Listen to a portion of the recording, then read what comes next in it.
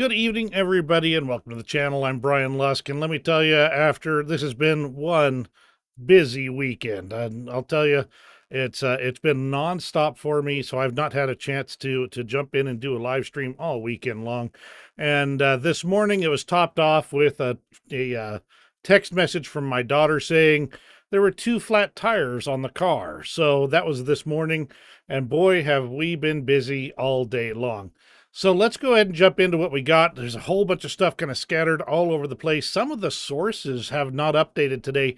Very unusual, and I'm kind of watching that to see if that's going to change on the fly here. So when we get to the front lines, there's a bunch of things that have changed that I can report on, but the information from today appears to be lacking. So we'll see where that takes us. Let's go ahead and jump into the situation over in Ukraine here. We'll start off with Russia's nuclear drills. That's right. Russia has announced that they're going to hold some practice drills on the usage of their tactical nuclear weapons. Also, strategic nuclear weapons, as I understand it as well, to counter what is referred to as provocative statements and threats from certain Western officials. This appears to be directly related to the British statement that any British weapons can be used on Russian territory, not restricted to just Ukrainian territory. So interesting to see what's going on there. And of course, they've got to immediately wave their nuclear stick at that particular in that particular situation. The U.S., of course, said this is irresponsible rhetoric over these nuclear drills, and of course, they also report seeing no real change to Russia's real strategic posture.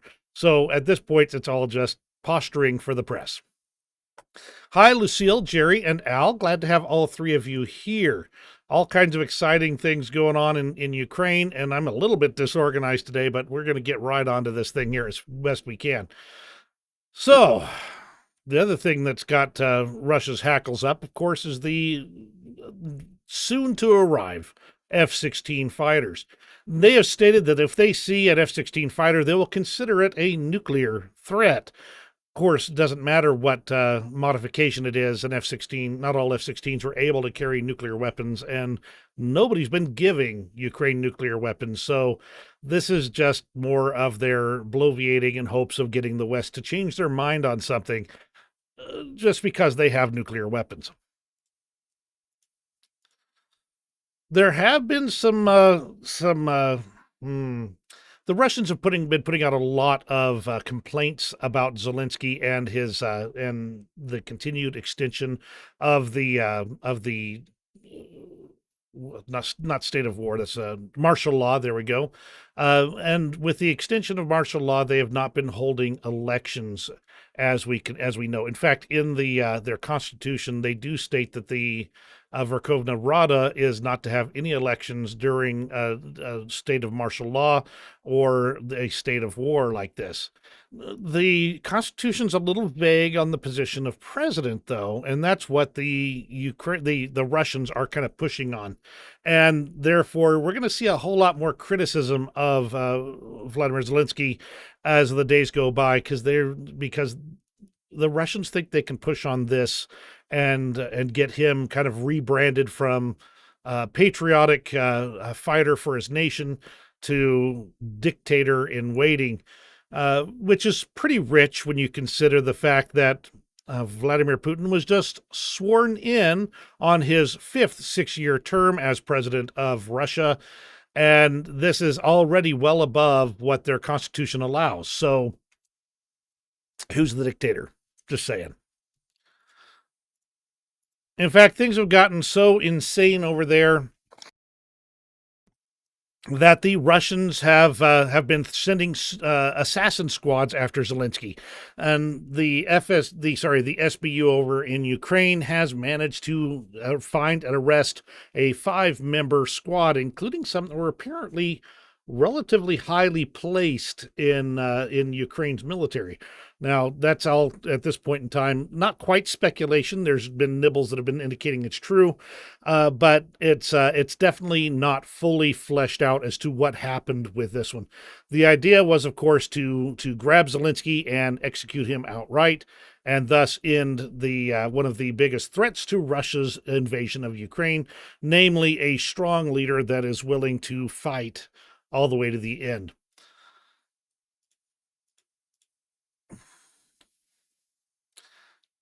Speaking of F-16s, and I think I've got more on the F-16s as we go on. The Netherlands has reported that their F-16 deliveries will start in the autumn. That's sooner than they were originally anticipating. They originally said 2025. Other sources have indicated that other nations are sending them pretty quick here, so before the start of summer or around the start of summer. The Ukrainians are reported to have already prepared some shelters for their F-16s so that they won't be immediately targeted and destroyed. Lots of things going on when it comes to F-16s. One of the other bit of news that's come out, just kind of a big thing going on, is that a Mangust-class patrol boat was sunk over in Crimea. Now, this is not a large vessel. This is not a large warship. It's more of a patrol boat that's supposed to keep like a harbor secure. They're still worth about $3 million a piece, so the loss of these craft is still a significant problem for Russia. But still, it's not like they sunk the Moskva with this one. It's more like they're running out of Russian targets to sink in many ways. A lot of those have ended up in Novorossiysk and other potential ports. Russia is also building a new anchorage over Georgian territory, part of the area that they have managed to take control of. Let's move on to the news in Ukraine itself. Some of this stuff is over the last several days, so understand you may have seen some of it from other sources already. This is just what struck me as being the most important out of here. There was a fire at the Chimreserve paint and varnish production enterprise over in Kropivnitsky. This is in Ukraine. And there was a container of liquids that ended up catching on fire. There was one person who perished in this fire. There is no direct reported relationship with the war here. It's interesting and something that I always kind of watch for. But overall, I've seen no direct relationship to the war at this point. That said, I've also seen nothing that's proved it's not. So, the first deliveries of resumed U.S. military assistance reportedly arrived in Ukraine earlier this week. This would have been late last week. I believe this was the Saturday report here from the Institute for the Study of War. Although it will take several additional weeks before Western weapons and ammunition arrive in frontline areas at scale. Now, they can move some of that stuff, expedite it to the front. We're already getting reports that some of the artillery shells have managed to arrive at the front, and that's what's kind of starting to make a difference for the Ukrainian units on the front lines. A significant number of shells, I'm not going to say a lot, but significant, is making it so they can actually start countering some of the Russian maneuvers. And I think I've got more on that as well. We're like I said, we've got a whole lot of things that are going on here. So let's go ahead and keep on trucking. Ukrainian officials indicated that Russian forces in Ukraine have not significantly increased in size in recent months, but that the Russian military continues to improve its fighting qualities overall, despite suffering widespread degradation, especially among elite units since the start of the war. So this is just saying that Russia's finally managing to get some of their units a little bit more trained than others. They're starting to progressively make their military more capable in that regard. Now, that's the question mark is going to be, can they get modern weaponry produced at the volume they need in order to make that into a big difference? But as the Russian personnel improve, it's going to make it harder for Ukraine, just in general. Bad news, no matter how you slice this one, a 1,500 kilogram glide bomb was dropped on Kharkiv, on a village in Kharkiv. A Fab 1500, that's 1,500 kilograms, or about 2,200 3,200 pounds, if I remember my conversion real quick. But that's about 3,200 pounds of explosives airdropped on a village in Kharkiv. This is devastation level to any small village or town. This is simply massive. I mean, a typical U.S. bomb is going to be a 500 pounder or a 1,000 pounder, even some 750 pounders. Uh, this is absurdly large for targeting a village, a civilian center. This is not being dropped on a military target.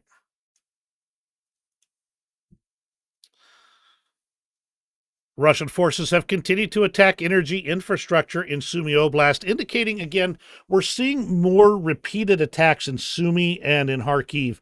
This is where the rumors we keep getting these niggling rumors about Sumy being a hot spot. So far the numbers aren't there. There's no like major buildup of troops in the on the Russian side of that line, but the Russians are still escalating in different ways. Now, it could be they're intending to try and draw Ukrainian forces off of other front lines in hopes of maybe keeping them from going and reinforcing the front, or it could be that they have intentions to do further here. At this point, really just no way we can really tell. I have been going the wrong view this entire time, so I apologize on that. Let's go ahead and get the screen up here. Russia has hit a power plant in Donetsk Oblast, including the Sloviansk thermal power plant, with 5 artillery rockets, and damaged several sites at the plant. Now, they don't report that the plant is entirely out of service at this point, but again, that's where we're sitting there.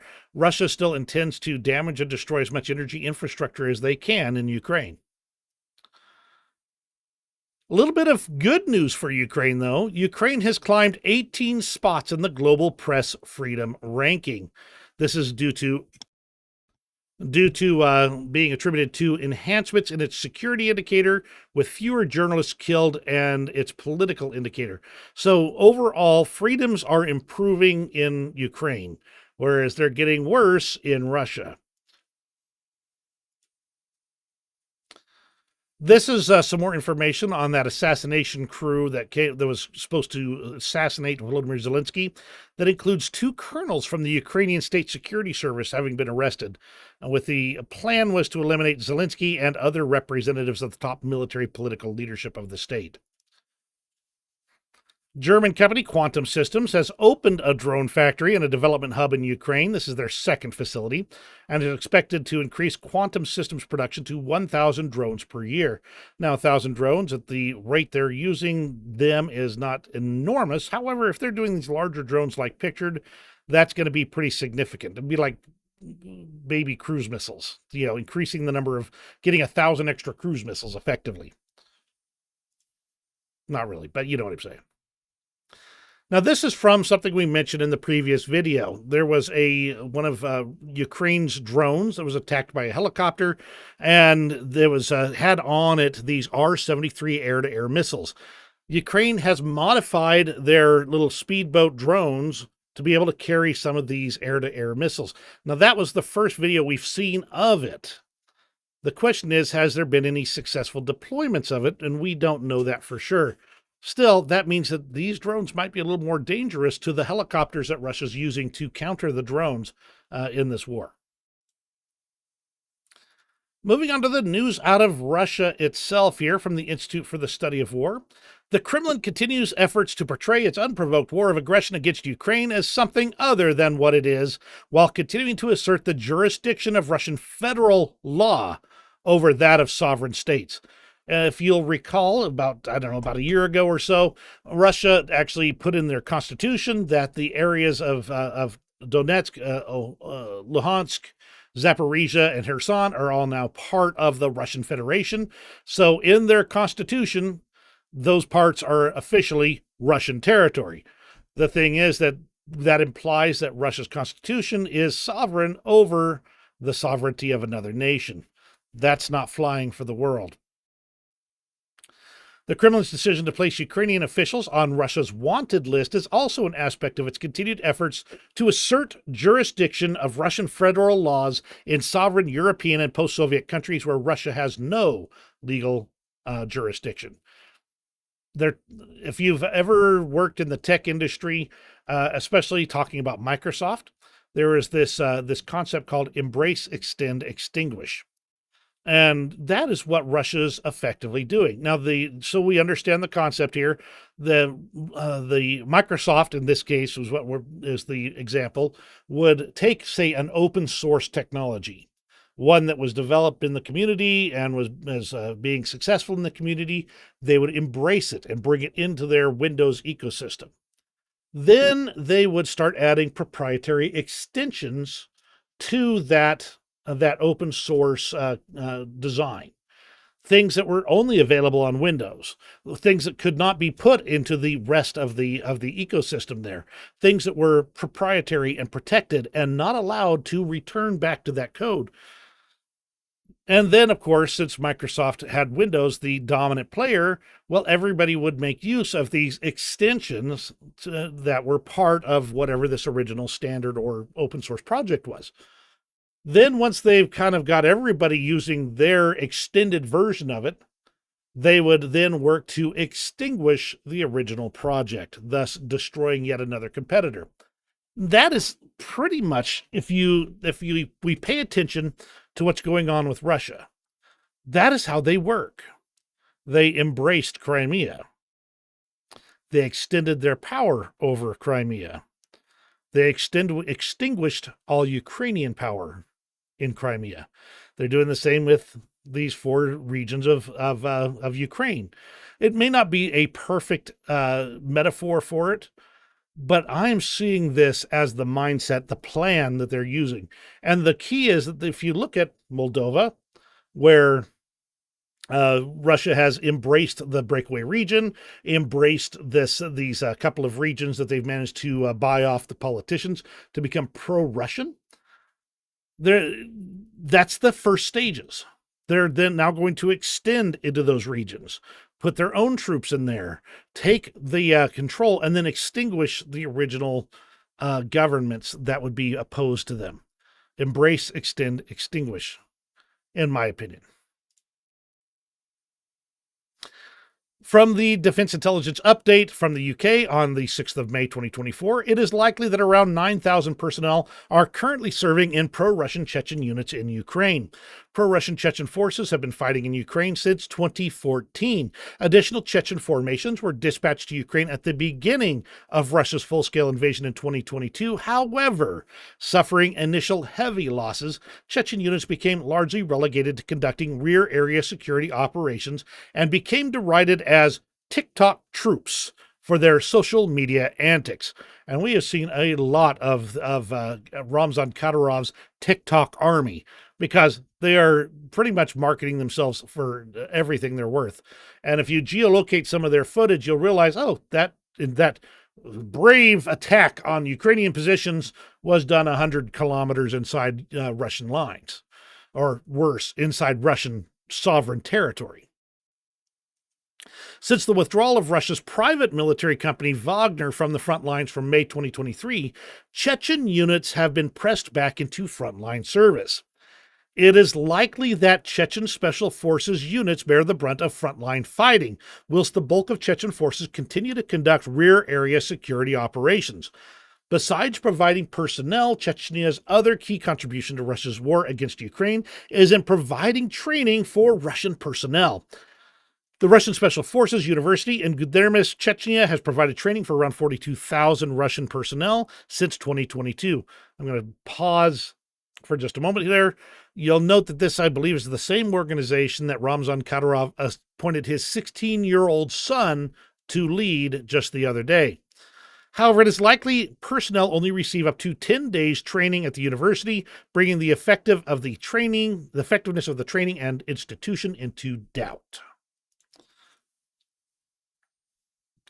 And this is from the 5th of May, though I'm just going to touch on this one real quick. Basically, Russia is setting the stage for conscription in the Russian-occupied areas of Zaporizhia, trying to force or mobilize Ukrainian citizens into fighting on Russia's behalf. So this is part of a broader campaign by the Russian authorities in the temporarily occupied territories to coerce the population to accept Russian governance.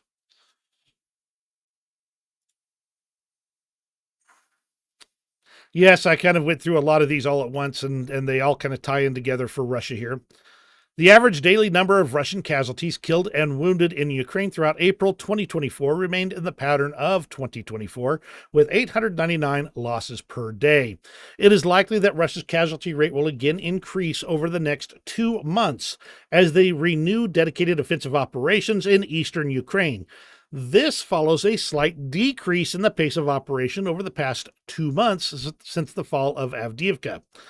The total number of Russian losses since the start of the conflict now stands at over 465,000. And we do see every once in a while on social media people saying, think of the Ukrainians that are dying here. And nobody ever says, think of the Russians dying here, because they know that there's no point in appealing to the Russian soul in this matter, because it's Vladimir Putin in charge.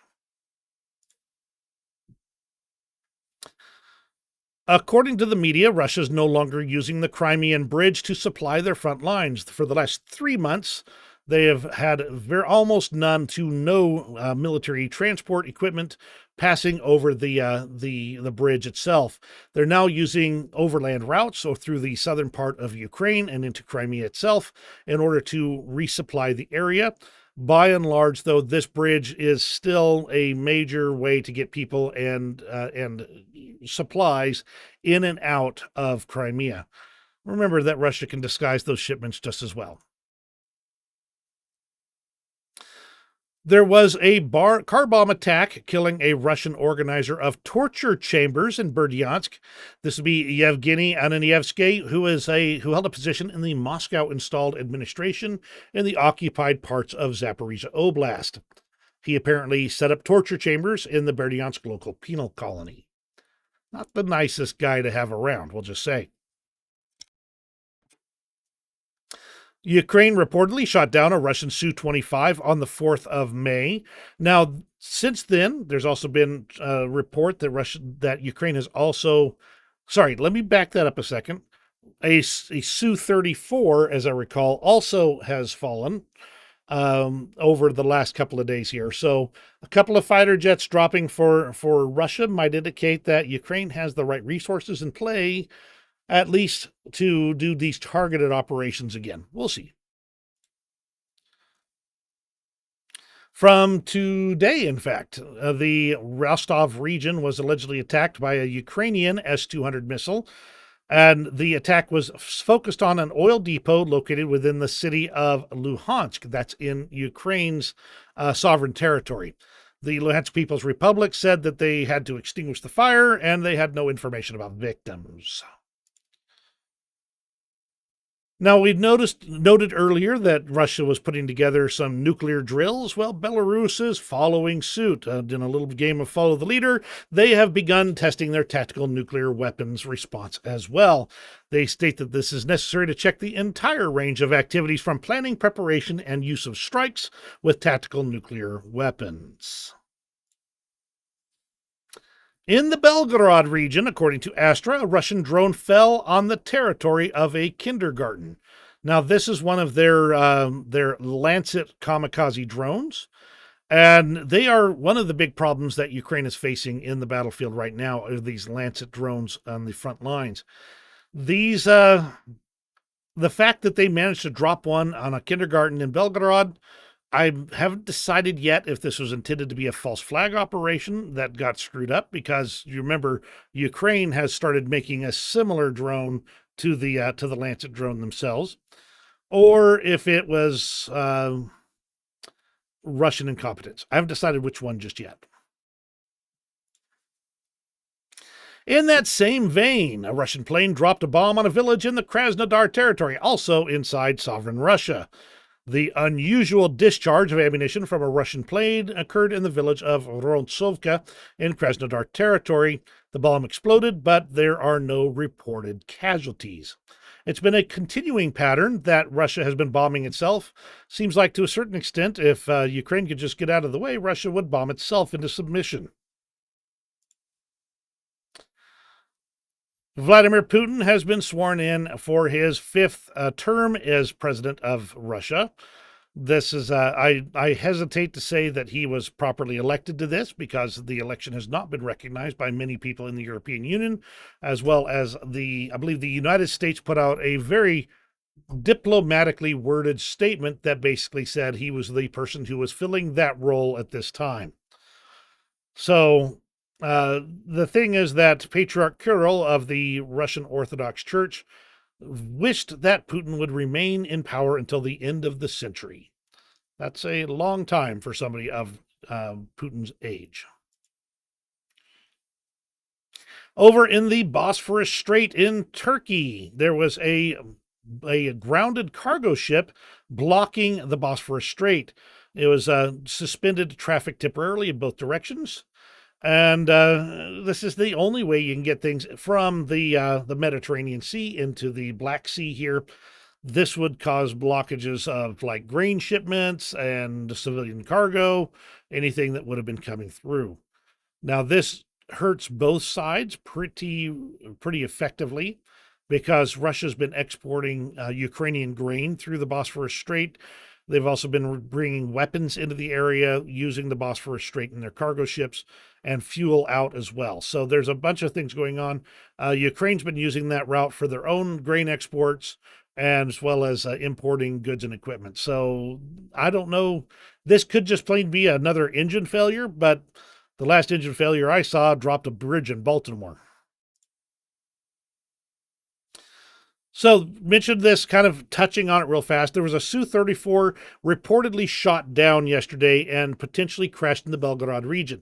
Now, the Su-34 was Russian, and it is reported that both of the pilots died, though they did not have time to eject. So, they went down with the aircraft and perished in the ensuing flames.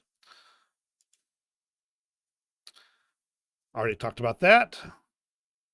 This is the confirmation on the Su-34.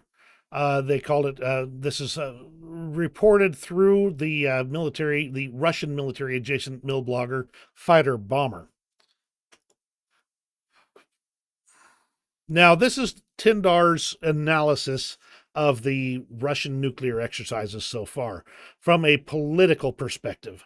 And so I'm just going to read it to you and maybe we'll discuss it for a minute here. Russia's announcement to start nuclear exercises are yet the best sign that Putin got extremely nervous.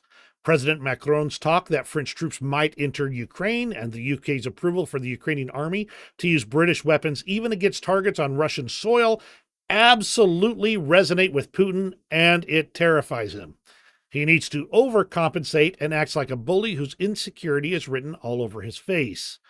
We need to continue on this path and call Russia's bluffs, the same way we did before Javelins, ATACMS, F-16s, etc. In the end, we will just see an exposed little Russian man with his famous emperor's new clothes. And this seems to be the pattern. Understand that Russia's been threatening everybody and their dog with nuclear annihilation every time there's been so much as a blink and somebody who doesn't cooperate with them. Unfortunately, it has worked far more times than it has not, so they have been rewarded repeatedly with things going more their way because they've said, we will rain nuclear hellfire upon you. The thing is, and I hate to say it this way, but the thing is that if you have a bully with nuclear weapons, the bully's got to know that he can't use them. The moment he launches a single nuclear missile, stages a single nuclear attack, the world will destroy him. A nuclear weapon, in the end, is more of a doomsday device than a strategic weapon. And that's the problem that Russia's facing. At some point in time, they're going to have to realize that their threats don't work. They're going to have to put up by launching a nuclear weapon and then having the resultant nuclear hellfire rained upon their heads.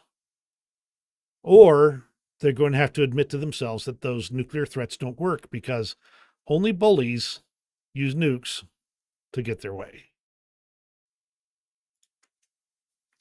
This is a fun little story that's been coming out in fact, over the last 24 hours. An American military man was arrested in Vladivostok. He came to Russia from Korea to visit his girlfriend. Now, I understand, I've kind of done a little bit of research on this. For one thing, this man, Sergeant Gordon D. Black, is in fact married, so he shouldn't have a girlfriend, for one thing. He was moving from the United States to another duty station, had a bit of a break in between, and decided he would go and visit his Russian girlfriend. You know, a little bit of a side piece going on there. So, you know, this was his basically his booty call, for lack of a better way to put it. And I hate to use that term, but he showed up in Russia and gets arrested. This is one more piece of leverage against the United States. And he has been warned. He is actually a staff sergeant, as I understand it. E4, this is... these men are warned, especially when they go overseas to go to the Korean Peninsula, that there will be people attempting to get them in various ways. And so this is just a tremendous lack of judgment overall. As Tyndar states, seriously, if you haven't noticed by now that any Westerner in Russia is not regarded as an individual, but as a potential trade material for blackmail and prisoner exchange, then you haven't been paying attention. I'll take a pause here because we're at the end of the Russia information here. And Al states, what worries me is, given the obvious state of Russia's conventional army, how bad of shape are their nukes in? I worry about accidents, especially with old, poorly maintained nukes. And I have to agree with you, Al. I think that there is a better than 50-50 chance that if they actually tried to launch something, they'd end up nuking themselves. Not saying that the thing is, there's such a volume of them that Russia has. They've got more nuclear weapons than any other country in the world. Yes, even more than the United States. Difference being that the United States maintains their nuclear weapons. But yeah, it's concerning all around. I mean, it's like the threat of a rusty knife. The knife is far less effective as a weapon when it is rusted and cankered and more likely to break. But if you get cut with that rusty knife, you could end up poisoned with all kinds of nasty stuff. I'll end up dying anyway, even if you manage to win. So it's not a good situation there.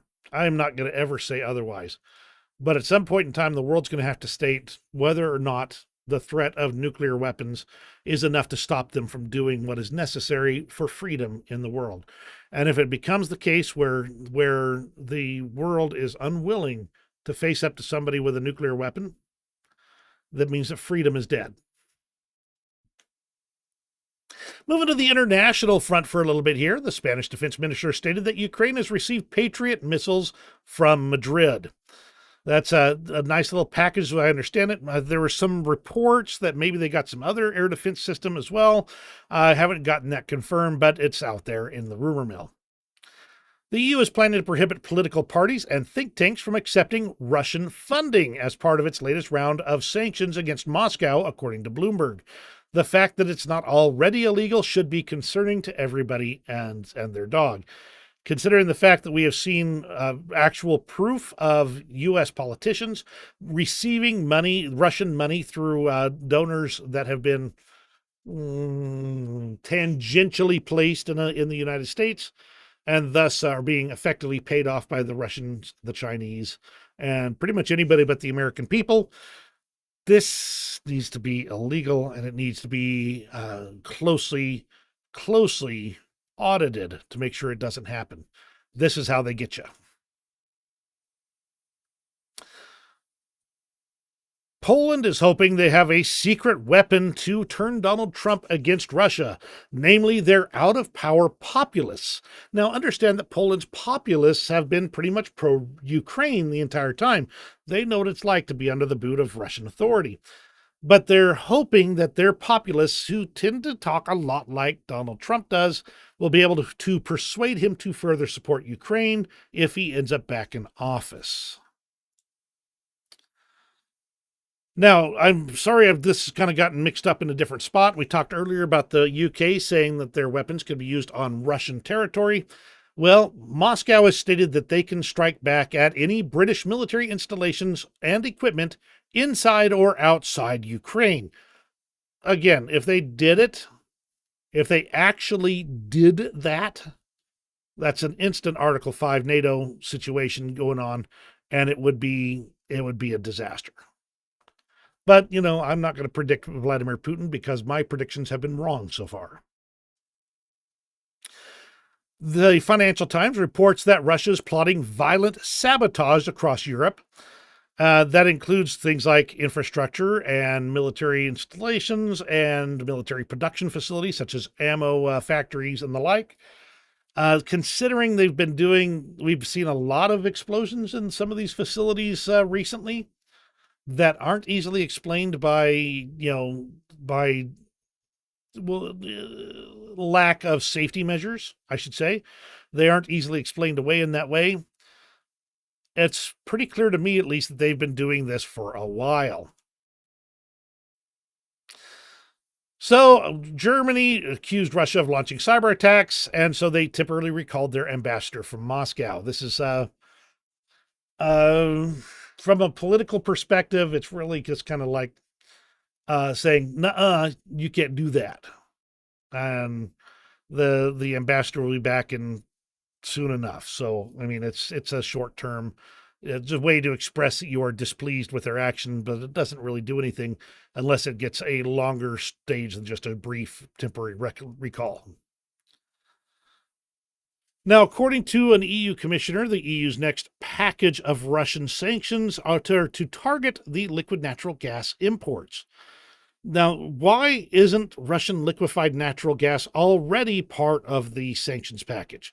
Well, the reason is because there were several European nations that were heavily reliant on Russian liquid natural gas, and therefore they did not want to be cold this winter, and they had power plants and thermal and heating systems that needed that gas. Now, the reports I've been seeing is that America has actually been cranking out more oil and gas than ever before. I would like proof of that. But this says we're doing it, so we should be able to fill that gap if that's true.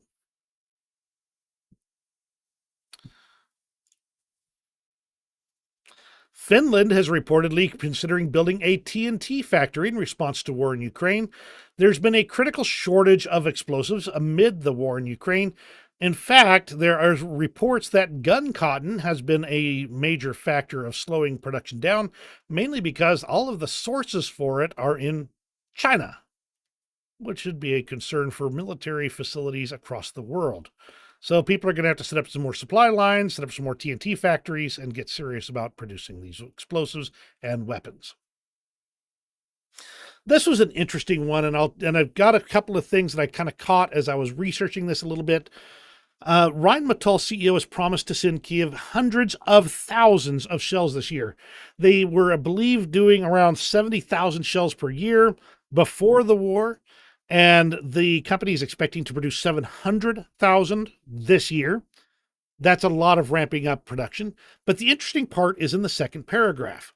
The German arms manufacturer will supply Ukraine with hundreds of thousands of shells in 2024, including prototype shells with a 100-kilometer range. Very fascinating.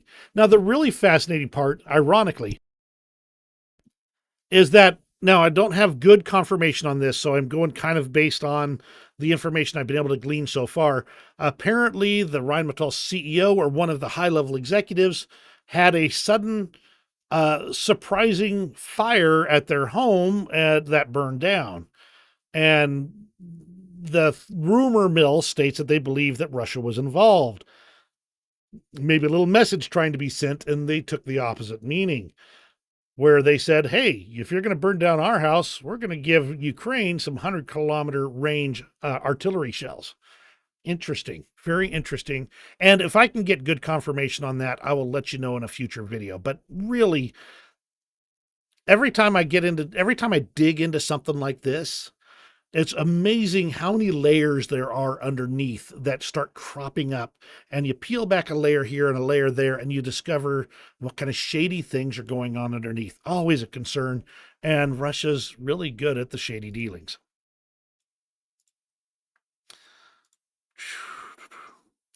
Now, this is theoretically not directly related to the war in Ukraine. However, it is in practice because Moldova states, we will do everything to preserve peace, but if Russia attacks, Moldova will defend itself.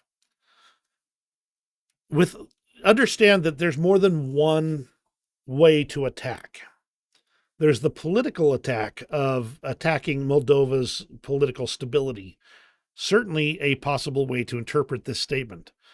Moldova itself, as I recall, is one of the poorer nations in the European area, and therefore they don't have a huge military presence, which is why the Transnistria area has been able to be easily held by a couple of hundred of Russian troops. But this indicates that Moldova is seeing what's going on, and they've realized that they might very well be next. And they're giving notice that they intend to fight. Would they be able to? I don't know. I can't speak to that. But then she added an interesting little refutation at the end here. She refuted rumors that Ukraine proposed military intervention in the territory of the unrecognized Transnistria. That whole thing was just another rumor mill that Russia was trying to set up to try and get another casus belli going on. It's pretty common for Russia to try and do those information operations. In fact, I don't think I have this in here, but I'm going to briefly take a left turn into something that I saw the other day. And if you head over to Ryan McBeth's YouTube channel, I don't have the link, I apologize. But if you head over to Ryan McBeth's YouTube channel, he has recently released, I believe, about 11-minute long video discussing a video that came out supposedly from Ukraine. It shows some men in Ukrainian uniform that burn an effigy of Donald Trump. Now, understand there's a lot of context behind this. For instance, when Russia invaded Crimea, the Obama administration sent blankets and night vision goggles. When Trump came into office, he actually looked the situation over and the whole situation in Donbass, and he sent lethal aid, Javelin missiles, and things like that. Now, of course, currently Donald Trump has been hot and cold on Ukraine overall, so it looks like this would have been a real pressure on Donald Trump and on the U.S. But Ryan McBeth did an analysis and brought in an expert on Ukrainian language. And there are several indications that the people that did this burning and the people that are speaking on it were, in fact, Russian native speakers who were learning Ukrainian. And thus it is likely that the video is false propaganda. It's not 100% bulletproof, absolutely true, cannot be anything else, but absolutely go watch. If you take the time after this is over, head over to Ryan McBeth's YouTube channel, give him a like and a subscribe. He's an awesome guy. He's much bigger than I'll ever be over here, I can tell you that, because he has got the information. Now, he doesn't actually do the news in Ukraine so much as he finds specific things and talks about very much those specific things, like that video. So interesting, and just indicates what kind of a game the Russians are playing. They're playing for keeps. Poland is sending funds for 20,000 Starlink devices to support Ukraine's military. We're already familiar with Starlink and how vital it is on the front lines at this point in time. But now Poland's actually putting their fingers into the pot to help Ukraine out in that regard. Now, I'm going to take this next one with a rather large grain of salt.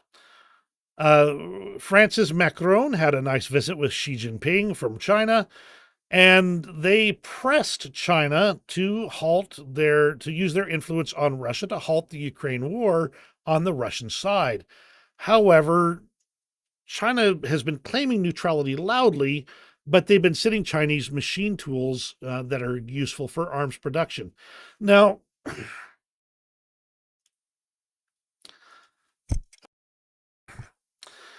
Xi Jinping did say that they would be restricting direct military items and dual use items even more. So maybe it's a possibility that he might do something here. I think it's going to depend on what he believes is best long term for China. And the key is that to figure out how to make it so that there's a specific direction that's best for China in the long term. The European Union will allocate 90% of the proceeds from frozen Russian assets to Ukraine's military needs. This is these assets. The proceeds would then be like taxes and interest and things like that they would be taking away from those funds and using them for Ukraine's military needs. Now, I don't know how much that's going to be, but it's possibly up to 3 billion euros. So we'll keep an eye on this. Anton Herashchenko has sent along some information that John Kirby for the U.S. National Security Council for Strategic Communications said. And if Mr. Putin and Russian officials are worried about their troops in Ukraine getting hit with weapons from other countries, then the easiest thing to do is just take your troops and leave. It's a simple end to the war. The war could end tomorrow. All Vladimir Putin would have to do is take his troops home. But it's not going to happen that way. Now, this is from Null Reports, and while it's not exactly speculative, I think it's maybe, I don't know how accurate it is, but they report that about half of the North Korean supplied KN-23 missiles deviated from initial trajectory and exploded in the air. That would mean that their KN-23 missiles are extremely poorly made and ineffective overall, at least in that level. I've not seen any other information, but usually, and I've seen this information repeated several places, but I've not seen the backing information on it to prove it. That's the only reason I'm giving a little bit of hesitation on it. But Null Reports is very good about vetting their information they put out, and therefore I put it in the likely category.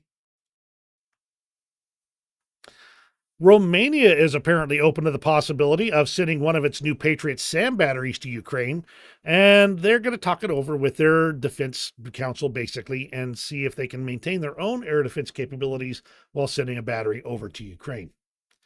And that's the international front right here. Now, I'm just going to remind you that, like I said, it's been a couple of very busy days over in Ukraine and in the world around. So I may have dropped some stories or there may be some additional information that's come out since. I do want you to know that I have done everything I can to vet the information as best I can. There was a tremendous amount of it. And therefore, keep it in mind that there could be other information out there that could be important to see that I missed. This particular one was a particularly tough one on that one. So let's go ahead and move on to the frontline maps here. And note, if you look in the bottom right corner, it was last updated yesterday. That doesn't necessarily mean that there were not significant changes today. But understand that means that effectively today's information, I have not been able to get good information on. So I'm going to bring you up to current with these maps right here. Step through it day by day over the last couple of days here. There have been some pretty big changes. And I think it's going to be vital in the end. But yeah, Luciano, thank you very much. I really appreciate it. And I still look for the cat videos. It depends on how much time I have. Today I have a dog video, I believe it is. But I'm working on it. Thank you. But let's go ahead and go through these maps real fast here. Well, going back to the 3rd, the Russians advanced at Netilova. Let's go and pull this out so we can kind of get some context here. This is west-southwest of Avdiivka. And this advance is along the ponds here. Not a big one, but it is a change there. There's they've done, those are clarifications on the other areas, so I'm not going to touch on those. Let's go ahead and move forward today. You can already see we had a change up there at the top. The enemy occupied Arkhangelsk, and I need to look up that pronunciation. Right here to the northwest of Avdiivka. This is an area that the Ukrainians likely pulled out of, and I believe they already reported that they pulled out of this area to avoid being encircled. So Russia actually took control of that. Same thing with Kolyarivka, and I had somebody comment on the last video that this change did happen. Not, I mean, it's bad, but it's not a huge change.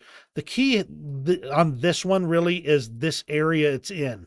This is here's Kupiansk right here.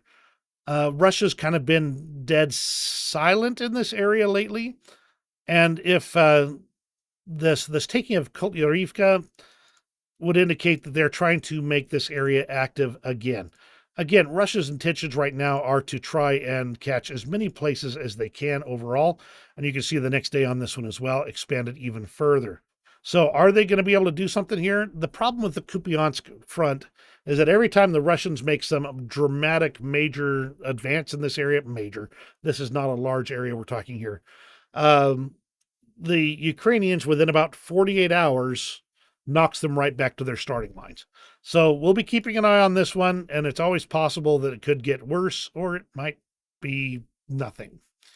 We'll see. And then we move forward one more day they finally updated for the 7th, so I will come to this okay, we'll get to that in just a moment. The next part was the enemy advanced near Novopokrovsk. Bring this out for context here. This is Stepova over here, Avdiivka down here. Back it up a step, and we got a mostly open territory thing, kind of along this tree line and capturing a little bit of this road right here. Not a major change in my opinion. It just indicates that Russia's still advancing. And now we should be able to get to today's information. Let's refresh here. The enemy advanced near Staromayorsk and in Krasnohorivka. Let's take a look. Now, Staromayorsk, the main concern here is that Ukraine fought very hard to advance in these areas last summer, actually. So this was one of the spots we thought might turn into something pretty serious, but it's turned out that this ended up being held, basically. Here's Orozhine here. And here's Staromayorsk. It's indicating that Russia's starting to be able to push back in this area again. Krasnohorivka, this is no surprise on this end here. Unfortunately, this has been an active area for a while now. And they're just making gradual advances into the village here. I would not be surprised if in about another 3 weeks or so, or maybe even 2 weeks, we see most of Krasnohorivka in Russian hands. So we'll be watching this one closely. It depends a great deal on how much of those vaunted supplies make it to the front line in the next few days. That's kind of the front lines there. I've got a few other little bits of information. Here's Kotlярivka being confirmed by TASS. That's a Russian state news agency. Then there's the Institute for the Study of War. Now, this is information from 2 days ago. The Russian military reportedly redeployed a battalion of the 76th Airborne Division to Kursk Oblast as part of a larger ongoing Russian effort to gather an operationally significant force for a possible future Russian offensive operation against northeastern Ukraine and Kharkiv city. This is talking about Kharkiv in particular, and this could be part of the buildup of troops in that area, but that's near Kharkiv, not near Sumy, and so we're watching this one. There's probably going to be an attempt on Kharkiv pretty quick here. Syrskyi stated yesterday that the Russian troops are trying to reach Pokrovsk, and as I understand it, Pokrovsk is a significant resupply hub or logistics hub there. So that's something to keep in mind. And Kharkova in Donetsk Oblast. Overall, it looks like the hope is to get all of Donetsk into Russian control. My gut feel on this is that Russia is feeling a lot of pressure at this point in time. They want to get all of Donetsk and Luhansk and then try, and I think This is me theorizing for just a moment, so bear with me on this. I think they're hoping to get enough there to where they have control of those oblasts and are hoping that will be their spot where they can say, okay, we've got everything we intended for. Now just leave us alone, and hoping that the West will bite. I don't know. Possibly. We reported about a week ago that Nestria Island in the Dnipro River Delta was finally captured by Ukrainian forces. The Russians were not happy about that. They've been attempting to assault it repeatedly since then. And there was another assault attempt on the 6th of May. That's the front lines. I'm ready to continue on to extras. This one caught my attention just because the HMS Trent has been over chasing down drug runners in the Caribbean. And look at this haul that they have managed to pull in. It's really interesting to watch the Brits be part of stopping this type of drug running across the globe. Yes, they've always been involved in it. It's just we're starting to see more of it now. And finally, for the Ukraine-related stuff, I have a couple of other news items. Let me see how many are there. Just one that I also want to touch on, but it's not directly related to the war, so I'm just going to touch on it briefly after this. This dog is being given the option of a full bowl with a special treat on top and a less full bowl with no apparent treat. Take a look. I'm going to mute this thing. I'm sure that music's copyrighted. He picks the one with the little treat on it and then is shown the other bowl where there's a bunch of those treats there. And he's like, oh, come on. Can't I have them? Please, please, please, please, please, please, please. Poor dog. I mean, look at all those good, tasty looking treats for him. He would have been all over those. And that's everything for Ukraine for today. Now let's take a brief look at just this one picture here. This is over in the Georgian, with the Georgian protests here. There's been a tremendous amount of brutality trying to silence the Georgian protests here. And this sign looks like it's going to become something significant here. When tyranny becomes law, rebellion becomes duty. And we see the founding of the United States, the Revolutionary War, was throwing off the shackles of tyranny. Tyranny had become law. And the founding fathers of our nation and the soldiers in those early years rebelled. There were many that wanted to stick with Britain. They wanted nothing to do with the rebellion. They did not want to make a new country. And we see much the same in many other places. But for those who love freedom, the act of casting off that tyranny is the most vital duty that they have. And we're starting to see that happen in Georgia. We're seeing Ukraine try and throw off the tyranny of Russian assaults. There's many other examples. In fact, I saw that there was a bit on Myanmar, which I don't have handy here. It's on my cell phone right here. But Myanmar has been dealing with a civil war or rebellion against its brutal dictatorship over there. And the map shows that these rebel groups who've done things like 3D printed their own weapons, who have done things like make the most of everything they can to try and push the government forces out. They now control half the country of Myanmar.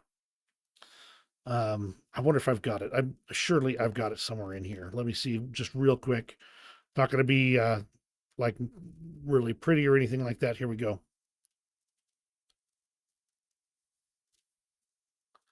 And this, if I can pull this off, it's going to be hard to get this in focus here. So bear with me here. Yeah, that's not going to be in focus. That is the map of Myanmar. You can see that the government-controlled areas in red are actually pretty small compared to the rebel-controlled areas.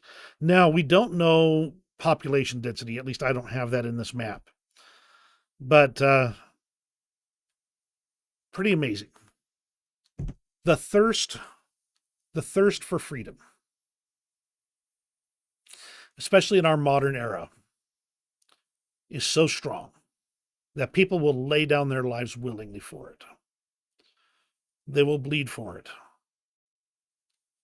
They will give up their all for it. We see it in Ukraine constantly. We see it happening in Georgia. We see it happening in Myanmar. Everywhere where there's freedom-loving people, there are people that have that freedom should be absolutely proud of. I'm proud to support and encourage. And that's everything for today. Thank you so much for joining me. I do see Paul joined in at the last minute here. Al, Luciano, Lucille, Jerry, I appreciate all of you today. Thank you for joining me. Always glad to have you here. That's everything for today. If you enjoyed today's video, hit me with that old thumbs up. I appreciate that so much. It helps out so much in doing so. And if you have a friend or family member that you think could really use some of this commentary on the Ukraine war, absolutely share this video with them. These lives are probably not as well placed as a produced video, but they're what I can do. And I want you to know that that you spending your time with me means a ton to me. I appreciate it. Now let's keep on watching out what's going on in Ukraine. You have a great rest of your day, and we'll see you on the next video.